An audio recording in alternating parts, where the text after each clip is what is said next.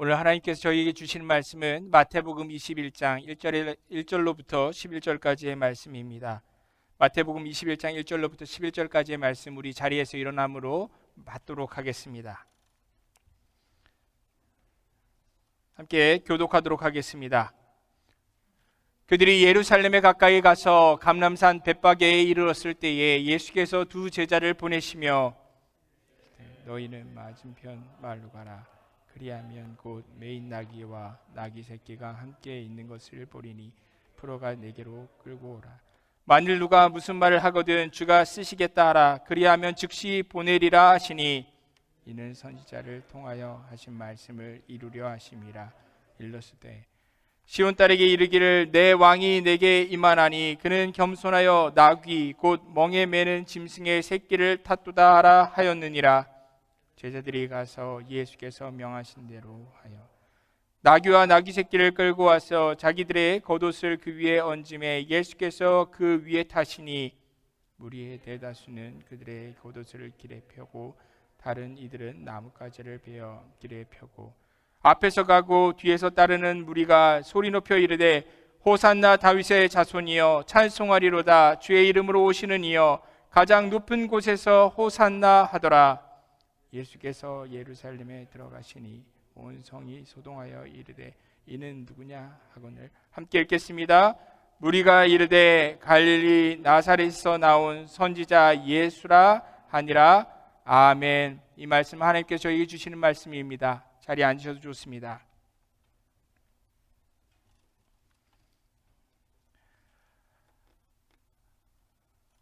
마침내 마지막 때가 이르렀습니다. 예수님께서 이제 다윗의 자손 유대인의 왕으로 막 예루살렘에 들어가시려던 참이었습니다. 그날은 30년 초봄의 어느 쾌청한 봄날이었습니다. 감람산 맞은편 바위 투성이 언덕에 자리 잡은 베다니의 작은 집 나사로의 그 집에서 출발했던 발걸음은 갈릴리와 베레아를 걸쳐 쭉 그분을 따라온 제자들과 그분의 그 소문을 들은 수많은 순례객들과 뒤섞여서 금세 거대한 무리가 되었습니다. 물론 순례자들 사이에 휩싸여서 사람들의 눈에 띄지 않게 조용히 예루살렘에 오를 수도 있었지만 예수님께서는 그동안 자신의 그 정체를 드러내시기를 피하셨던 것과는 정반대로 오직 이제는 사람들의 이목을 집중시키면서 예루살렘을 향하여 걷기 시작하셨습니다. 특히 베다니 온 동네 사람들이 그분의 뒤를 다 쫓아나왔습니다. 바로 얼마 전 죽었다가 나흘 만에 다시 살아난 그 나사로의 그 집에서의 잔치에 함께했던 이들 중 그 몇몇은 너무나 그 생생한 기억에 흥분한 나머지 예수님의 그 걸음을 앞질러서 일찌감치 예루살렘 성으로 달려갔습니다. 나사로를 살리신 그 나사렛에서 온 선지자 예수가 지금 예루살렘에 오고 있다, 이 말을 외치려고 그들은 숨을 헐떡이며 뛰어갔습니다. 예수님과 그분을 따르는 무리들은 로마인들이 그 로마인들의 명령 때문에 유대인들이 피땀을 흘려서 억지로 닦은 그 로마식 가도를 따라 예루살렘으로 가는 산등성이를 걸어 나아갔습니다. 한참을 걷다가 예수님이 쉴만한 나무 아래에 앉으셨습니다. 그리고 곁에 있는 두 제자들에게 말씀하셨습니다. 너희는 맞은편 마을로 가라. 그리하면 곧 매인 나귀와 나귀 새끼가 함께 있는 것을 보리니 풀어 내게로 끌고 오라. 만일 누가 무슨 말을 하거든 주가 쓰시겠다 하라. 그리하면 즉시 보내리라. 이와 같은 명절에 예루살렘을 오르는 순례객들은 겸손히 걸어서 시온산을 오르는 것을 당연하게 여겼습니다. 그건 아주 오랜 전통이었습니다. 그런데 예수님은 사람들의 이목을 집중시키는 특별한 행동을 하시겠다 지금 말씀하신 것입니다. 그것도 맞은편 마을로 가서 주님이 그 쓰시겠다는 말 한마디로 제자들 입장에서는 실제 그 있을지 없을지조차 확인할 수 없는 그 새끼 나귀를 끌고 오라고 하시는 그런 기이한 말씀이었습니다. 게다가 왜 하필 나귀의 새끼였을까요? 존귀와 영광으로 오시는 왕의 이미지를 잘 드러내기 위해서는 말이나 아니면 하다못해도 노새를 탄다든지 그런 방법이 있을 텐데, 예수님은 왜 굳이 보잘것없는 작은 나귀를, 그것도 새끼를 끌고 오라고 하신 걸까요? 이것에 대해 마태는 본문 4절과 5절을 통해 그것이 구약의 오랜 예언을 이루기 위해서였다라고 이렇게 설명합니다. 이는 선지자를 통하여 하신 말씀을 이루려 하심이라. 일렀으되 시온 딸에게 이르기를 내 왕이 내게 임하나니 그는 겸손하여 나귀 곧 멍에 매는 짐승의 새끼를 탔도다 하라 하였느니라. 예수님이 예루살렘에 입성하시던 그때로부터 700여 년 전에 이사야 선지자는 예언했었습니다. 여호와께서 땅끝까지 선포하시되 너희는 딸 시온에게 이르라. 보라, 내 구원이 이르렀느니라. 보라, 상급이 그에게 있고 보응이 그 앞에 있느니라 하셨느니라. 그날이 오면 예루살렘 시온 땅의 백성들의 눈앞에 여호와의 구원이 이를 것이라는 너무나 복된 예언의 말씀이었습니다.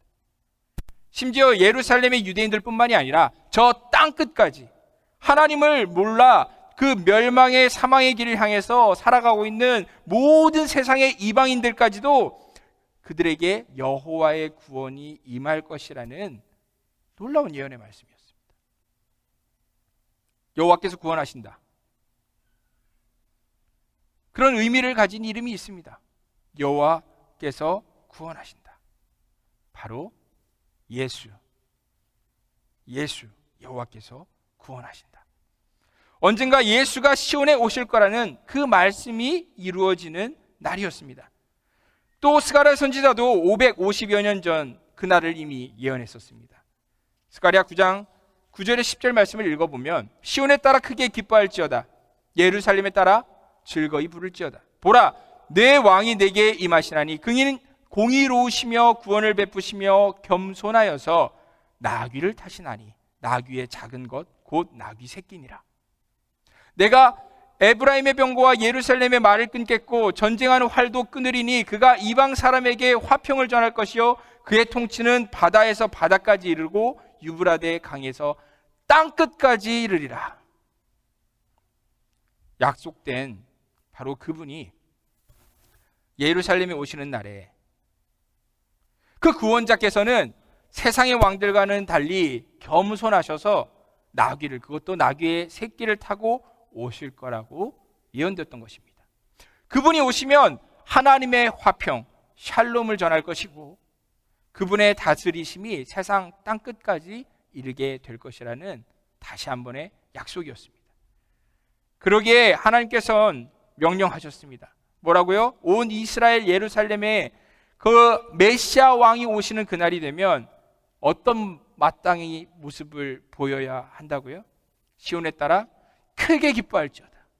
예루살렘에 따라 즐거이 부를지어다. 무리를 뒤로하고 제자들이 건너편 마을에 가보니 정말 어미 나귀와 그것의 새끼, 사람을 한 번도 아직 태우지 않은 막 자라난 젊은 순나귀가 메어 있었습니다. 제자들이 긴가민가 하는 마음으로 주인에게 주가 쓰시겠다라고 말하니 나귀 임자는 아무 말 없이 나귀를 그들에게 내어주었습니다. 마침내 오랜 예언의 말씀이 성취되었습니다. 예수께서 나귀, 그것도 나귀의 새끼에 타셨습니다. 그리고 이제 예루살렘을 향해 나아가기 시작하셨습니다. 그러자 조상 때부터 내려오는 그 오랜 예언의 말씀을 기억하는 이들이 기뻐 환호하기 시작했습니다. 나귀가 감람산 내리막길로 내려가기 시작하자 무리는 더욱 흥분해서 그분을 뒤따르며 소리치기 시작했습니다. 호산나 다윗의 자손이여 찬송하리로다. 주의 이름으로 오신 이여 가장 높은 곳에 호산나. 그 환호 소리에 벳박의 순례자들이 그 무리에 합류하여서 그 사람들의 수는 더 많아졌습니다. 게다가 저 멀리 예루살렘 성문에서도 사람들이 이쪽을 향해 쏟아져 나오는 것이 보였습니다. 둘러싼 사람들은 앞다투어 자신들의 그 겉옷을 펴서 왕이 행차할 영광의 길을 만들었고, 예루살렘 성에서 나온 무리들은 그 성 길가에 있는 종려나무에 올라가 그 잎을 꺾어서 어떻게 해요? 높이 들고 그 메시아가 오심을 환영하면서 외쳤습니다. 호산나 다윗의 자손이여 찬송하리로다. 주의 이름으로 오시는 이여 가장 높은 곳에서 호산나. 그 열기와 흥분 속에서 마침내 그 두 무리가 만났습니다. 예루살렘에서 온 무리가 앞서고 베다니에서 온 무리가 뒤따르면서 나귀를 타신 이스라엘의 그 왕의 행렬이 예루살렘을 향해 오르막길을 걷기 시작했습니다. 사람들은 그분이 갈릴리에서부터 그곳까지 오며 얼마나 많은 이적을 행하였는지, 특별히 베다니에서 온 사람들은 죽은 지 나흘이 돼서 시체에 썩은 냄새가 났던 그 나사로가 다시 살아난 기적을 내가 보았다면서 열광적인 증언을 하면서 그들은 함께 소리쳐 그분을 찬양하며 길을 걷기 시작했습니다. 그런 목격의 증언과 열렬한 찬양과 기쁨의 외침이 입에서 입으로 확산되어 가면서 그들은 신랑을 맞이하는 신부처럼 그렇게 단장된 예루살렘 성에 발을 들여 놓았습니다. 그 순간 온 무리는 위대한 그 다윗의 후손이 다윗의 성에 오시리라는 그 예언이 성취된 것에 감격해서 모두가 목청이 터져라 더 크게 외쳤습니다. 호산나 다윗의 자손이여 찬송하리로다. 주의 이름으로 오시는 이여 가장 높은 곳에서 호산나. 찬송하리로다. 주의 이름으로 오시는 이여 하늘에는 평화여 가장 높은 곳에는 영광이로다.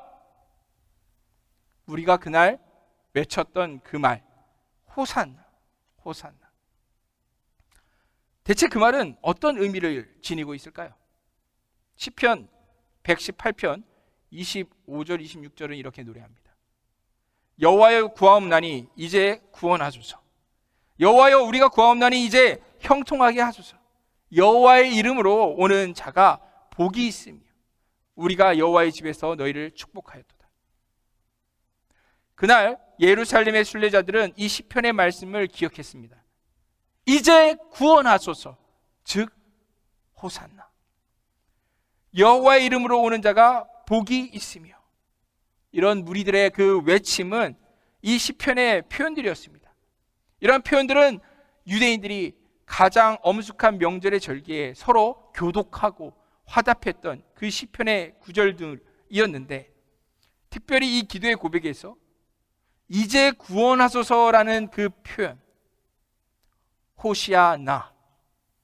마태복음은 이 말을 헬라어로 음역하여 호산나라고 쓰고 있는데, 호시아 그리고 나. 구원하소서, 호시아 나. 지금 구원하소서. 그들은 하나님께 외쳤습니다. 혹시 여러분 중에 호시아라는 표현이 익숙하게 느껴지시는 분이 계십니까? 그렇다면 맞습니다. 구약 성경을 보면은 이 유사한 이름을 가진 인물들이 몇몇 등장하죠. 그 대표적인 인물이 누구입니까? 바로 여호수아의 원래 이름이 호세아였습니다. 모세가 그 가나안 땅을 자신의 뒤를 이어서 정복한 이스라엘의 위대한 지도자 여호수아를, 그 이름을 호세아였는데 여호수아로 개명해 준 바 있지요. 여라는 말은 바로 여호와를 의미합니다. 여호와는 구원이시다라고 그 뜻이 또렷해졌을 뿐, 그의 원래 이름 호세아는 구원하소서, 구원하소서, 하나님 구원하여 주시옵소서라는 그 간구의 이름이었습니다. 그런데 여러분 그거 아십니까? 바로 여호와께서 구원이시다, 그 호시아라는 그 이름이 들어있는 그의 여호수아의 이름이 신약시대에 와서 어떻게 발음이 변화되었는지, 여호수아가 세월이 지나 예수라고 발음됩니다. 예수가 바로 여호수아고 여호수아가 바로 호시아입니다. 즉 여호와 하나님 그 구원의 이름이 이제 예언의 약속대로 온 이스라엘을, 아니 이 땅끝까지 모든 죄인들을 구원하고자 예루살렘 다윗성으로 들어오고 있었던 것입니다. 그 기대와 흥분 때문에 사람들은 더욱 소리 질렀습니다. 호산나, 호시아나, 다윗의 자손이여 찬송하리로다. 주의 이름으로 오시는 이여 가장 높은 곳에서 호시아나. 하지만 그 군중의 입에서 나온 이 호산나의 외침은 대체 무엇으로부터의 구원을 하나님께 간구하는 기도였을까요? 그 긴 시간 예수님을 뒤따르며 앞서거니 뒤서거니 그들이 예수님과 함께 걸어왔습니다. 어떤 이들은 갈릴리로부터 정말 오랜 길을 걸어왔습니다. 심지어 예수님과 함께 제자들은 3년 동안 그분과 동행했습니다. 그런데 그들이 이 호산나라는 하나님께 고백을 드리는 이날 그 의미를 명확하게 알고 그들은 하나님께 구원해달라고 했던 것일까요? 마가복음 10장 37절을 보면 그 예루살렘 입성을 앞둔 순례의 끝쯤 제자 야고보와 요한이 예수님께 몰래 다가와서 청탁을 하는 대목이 있습니다. 뭐라고 합니까? 여짜오되 주의 영광 중에서 우리를 하나는 주의 우편에 하나는 좌편에 앉게 하여 주옵소서. 무슨 의미입니까? 예수님, 이제 곧 명절날 예루살렘에 입성하시지 않습니까? 입성하시면 당연히 주님이 이스라엘의 왕이 되시고 또 영광을 받으실 것을 저희는 믿습니다. 바로 그때 저희 두 형제가 예수님의 오른편과 왼쪽에 앉아서 권세를 누리게 해주십시오. 어떻습니까? 갈릴리에서 예루살렘을 오는 긴 여정 동안 예수님께서는 정확하게 3번이나 당신이 버림받을 것이고 죽임당할 것이고 그리고 다시 부활하게 될 것이라고 말씀하셨지만 이 어리석은 제자들은 단 한 명도 예수님의 말을 제대로 듣지 않고 있었던 것입니다. 그리고 듣지 않은 정도가 아니라 예수님이 어떤 분이실지, 예수님이 예루살렘에 입성하시면 어떤 일이 일어날지에 대해서 자기 멋대로 믿고 상상하고 있었습니다. 하나님께서 자기들의 오랜 기도, 그 기도를 들으시고 이제 구원하시려고 보낸 구원자, 그 메시아가 예수님일 거야. 과거의 헬라의 정복자 알렉산더가 예루살렘에 왔을 때 그렇게 멋진 말을 타고 온 것처럼 그 로마의 가이사가 보냈던 그 장군들이 그렇게 말을 타고 온 것처럼 이 전쟁에 합당한 말이라고 타고 와서 우리를 압제하고니 압제자들을 다 물리치고 이스라엘을 다시 구원해서 그 영광의 다윗의 그 나라처럼 만들 그런 다윗의 후손 메시아가 올 것이라고 이 제자들마저 아주 세속적이면서도 극히 자신들이 원하는 모습으로 메시아를 꿈꾸면서 그런 메시아를 보내주셔서 자신들을 구원해달라, 호시아나, 이제 우리를 구하소서, 그렇게 기도하고 있었던 것입니다. 그런데 하물며 예수의 그 놀라운 기적들을 소문으로 들었던 예루살렘의 순례자들은 어떻겠습니까? 그들은 진짜 하나님의 일이 무엇인지에는 하나도 관심이 없었습니다. 오직 그들은 이 땅의 일에만 관심이 있었습니다. 하나님의 뜻에도 관심이 없었고 오직 자신들의 뜻이 어떻게 이루어질지에만 관심이 있었습니다. 예언된 그리스도가 와서 어떤 성경의 예언을 이룰 것인지에 대해서도 무지했고 오직 그 나사렛에서 온 예수라는 선지자가 놀라운 신통력이 있다는 사실에만 흥분할 뿐이었습니다. 그들은 그렇기에 이렇게 말합니다. 본문 10절과 11절 이야기죠. 예수께서 예루살렘에 들어가시니 온 성이 소동하여 이르되 이는 누구냐 하거늘 무리가 이르되 예수님을 따라온 무리가 이르되 갈릴리 나사렛에서 온 선지자 예수라 하니라. 그들은 호산나를 외치고 있으면서도 그 흥분 가운데서도 자신들이 지금 따라오고 있고 앞서거니 뒤서거니 모시고 가고 있는 그분이 정확하게 하나님 아버지께서 보내신 그리스도, 즉 메시아라는 사실을 알지 못하고 그저 선지자 중에 한 사람, 하지만 능력이 많은 놀라운 사람이라고 생각할 뿐이었습니다. 누가복음 19장 41절의 말씀은 그 환호하는 군중 속에 예수님을 이렇게 묘사합니다. 가까이 오사 성을 보고 우시며. 모두가 웃고 떠들며 소리치는 가운데 오직 예수님만이 조용히 슬픔에 잠겨 계셨습니다. 당신의 십자가 죽음과 그로 인해 장차 예루살렘이 받을 참혹한 심판을 이미 보신 그 주님의 뺨에는 여전히 눈물이 맺혀 있었습니다. 장차 자신이 채찍에 맞아서 피 흘리면서 십자가를 지고 가다 쓰러져야 되는 그 길을 나귀를 타고 걸어가시면서 예수님께서는 강도의 구렬이 된 타락한 예루살렘 그 성전을 향해 당신이 하늘 아버지로부터의 그 부름받은 일을 이루기 위해 그렇게 나귀로 타고 나아가셨습니다. 바로 호산나 함성 가운데 말입니다. 사랑하는 형제자매 여러분, 우리는 오늘 종려주일이라고 기념합니다. 오늘은 2000여 년 전에 예수님께서 나귀를 타고 예루살렘에 입성하신 것을 기념하는 날이죠. 사람들은 이렇게 의와 아름다움, 특별히 승리자들의 상징이었던 종려나무 가지를 들고 예수님을 환영했습니다. 그리고 외쳤죠. 호산나 다윗의 자손이여, 찬송하리로다 주의 이름으로 오시니여, 가장 높은 곳에 호산나. 하지만 얼마 후에 바로 이 사람들이 바로 며칠 뒤에 뭐라고 소리 지릅니까? 예수를 십자가에 못 박으라. 예수를 십자가에 못 박으라 라고 외쳤던 이들이 바로 이들 아닙니까? 여러분,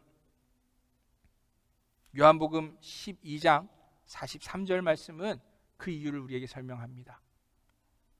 그들은 사람의 영광을 하나님의 영광보다 더 사랑하였더라.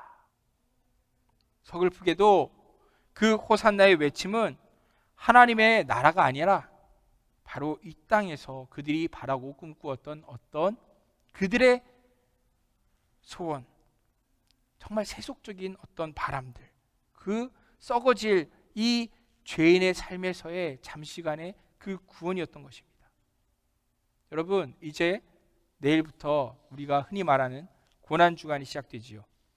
성전을 깨끗하게 정화하셨고 최후의 그 유월절 만찬을 받으셨고, 그리고 제자들의 발을 씻기시고 겟세마네 동산에서 땀이 피가 되도록 기도하시고, 그리고 붙잡혀 고초당하시고 채찍을 맞으시고 십자가를 지시고, 그리고 골고다에 올라서 물과 피를 쏟고 죽으신 일, 그리고 우리는 그 너머를 바라봅니다.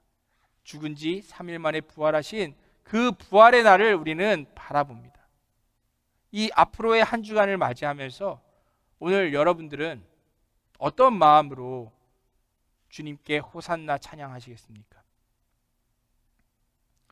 이 땅에서 여러분들의 뜻이 이루어지길 바라며 호산나라고 외치겠습니까? 아니면 오직 하나님의 뜻이 내 삶 가운데 이 땅에서 이루어지길 바라면서 호산나를 외치시겠습니까? 내가 원하는 하나님의 구원, 내가 바라는 하나님의 도움이 아니라 하나님께서 정말로 원하시는 일이 하늘에서 이루어진 것 같이 이 땅에서도 이루어지기를 기도하는 이들에게는 진정으로 종려나무 가지를 들고 어린 양 예수 앞에 서는 그 승리와 구원의 날이 올 것입니다.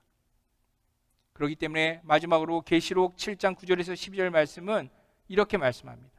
이 일 후에 내가 보니 각 나라와 족속과 백성과 방언에서 아무도 능히 셀 수 없는 큰 무리가 나와 흰옷을 입고 손에 종려나무 가지를 들고 보좌 앞에서 어린 양 앞에 서서 큰 소리로 외쳐 이르되 구원하심이 보좌에 앉으신 우리 하나님과 어린 양에게 있도다 하니, 모든 천사가 보좌와 장로들과 내 생물의 주위에 서 있다가 보좌 앞에 엎드려 얼굴을 대고 하나님께 경배하여 이르되 아멘, 찬송과 영광과 지혜와 감사와 존귀와 권능과 힘이 우리 하나님께 세세토록 있을지어다. 아멘. 기도하기를 원합니다. 주 하나님, 오직 아버지의 뜻만이 저희의 삶에 이루어지게 하옵소서. 우리 같이 이 시간 한번 저를 따라서 한번 고백해 보겠습니다. 호산나, 다시 따라해 보겠습니다. 호산나 다윗의 자손이여 찬송하리로다. 주의 이름으로 오시는 이여 가장 높은 곳에서 호산나. 우리 함께 이 시간 주님 앞으로 정말로 그 마음에 하나님 앞에 정직한 심령, 특별히 정말 그 사망과 죄의 그 권세를 이기시고 부활하신 우리 주님의 그 부활의 날을 우리가 믿음의 눈으로 바라보면서 우리가 영적인 종려나무 이 가지를 들고 하나님 앞에 찬양으로, 우리 주님 앞에 찬양으로 나아가기를 원합니다. 그분께서 우리의 삶 가운데 정말로 주님의 뜻만을 이루어 주시기를, 나의 원하는 구원, 나의 생각이 아닌 정말로 하나님이 원하시는 그 구원이 우리 삶 가운데 이루어지기를 이 시간 찬양하기를 원합니다. 우리 함께 이 시간 자리에서 일어나서 우리 왕께 같이 박수치면서 찬양하고 기도하겠습니다.